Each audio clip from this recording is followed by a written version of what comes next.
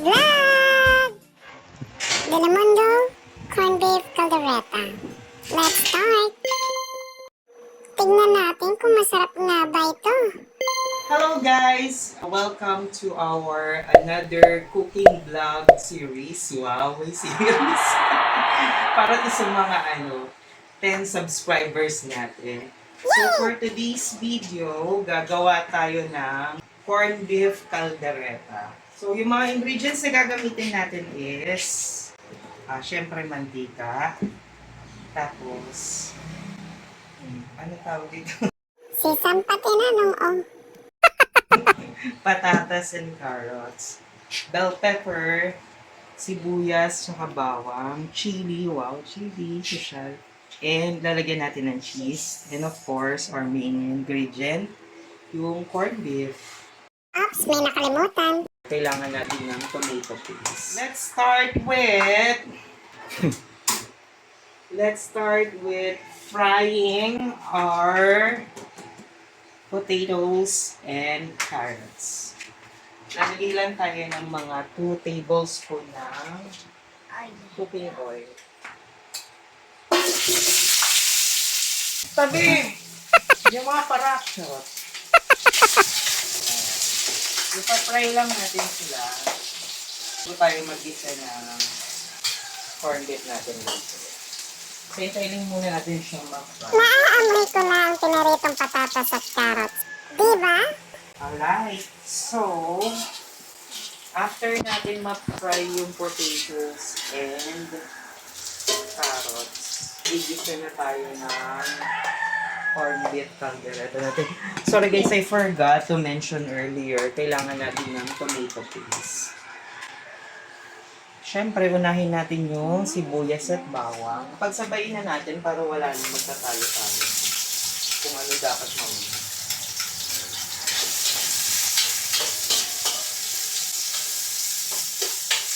Alright, then isunod na natin yung bell pepper. May lamba ako nagluto ng hindi masarap yan. Ayan. Mga 2 to 3 minutes of sauteing. Wow. And then let's add mga 1 tablespoon lang ng tawag dito, tomato paste. Paano yung 1 tablespoon?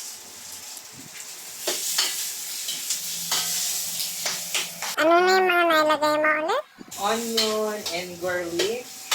And then our bell pepper. And then our tomato paste. So, lulutuin lang natin ng kaunti para hindi masyadong maasim. And then, lalagay na natin ang ating star ingredients, our corned beef. Ayan.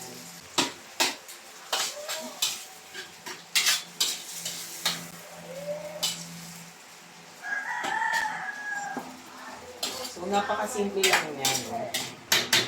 Add na rin natin yung chilies natin. Later na yung cheese. Yung chili. Para may Susunod. spicy. Hindi naman. And our Susunod net nung pepper. sili. Peppa Pig. Charot. Konti lang. And let's just simmer it for another 2 to 3 minutes. Kailangan ko siyang lagyan ng super konting water lang. Ayan. Tapos, lagay na rin natin yung ano to? Carrot. Carrots and Patatas. para maluto. Carrot, patatas. Carrot, patatas. Sunod naman. Kumakain ka ba ng carrots tsaka patatas? Ha? Yes! Tapos, Six, while six, waiting, siguro mga 1 Cheese. minute to 2 minutes lang. Sabay po dahil. Ayan o, diba? Medyo magdadry pa siya.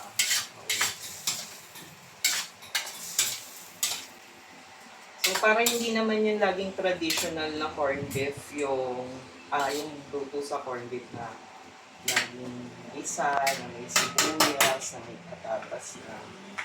So this time, try natin yung Sunod, cheese So, naman. lalagyan natin siya ng Cheese naman. Kahit anong uri ng cheese pwede na. Cheese curls. Huwag lang yung cheese powder. Cheese wow. Diba? Ang tanga mo naman, cheese powder lalagay mo rito. Bakit? Pakilagay sa comment section kung bakit hindi dapat cheese powder. Lalagyan lang natin siya ng cheese and there you have it. Meron ka ng corned beef caldereta. Charan! Okay, so titikman muna natin siya kasama ng kanin mamaya. Yummy! Ayun, masarap.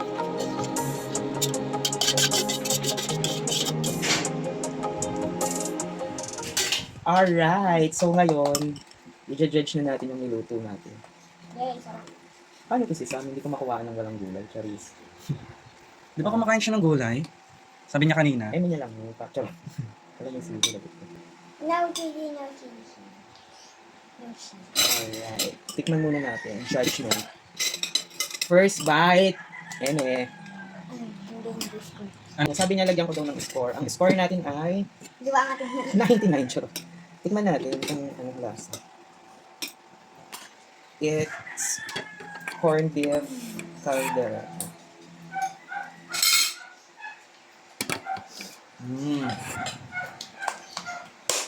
So for, charot, hindi ganon, OA. Oh, eh. Masarap. over 10? Hindi, ang sarap siya kasi hindi siya yung usual caldereta, ay, Over 10 corned beef ako. na ano. Tsaka ang ganda nito kasi hindi ka na magpapalambot ng beef, di ba? Ito over 10 na. Instant lambot na siya. Ikaw. Over 10 na. So, Walang eme, sarap. Promise. Over 10. So yun lang guys for today's video. So please like, share, and subscribe para naman madagdagan yung 10 subscribers ko, di ba? Bye!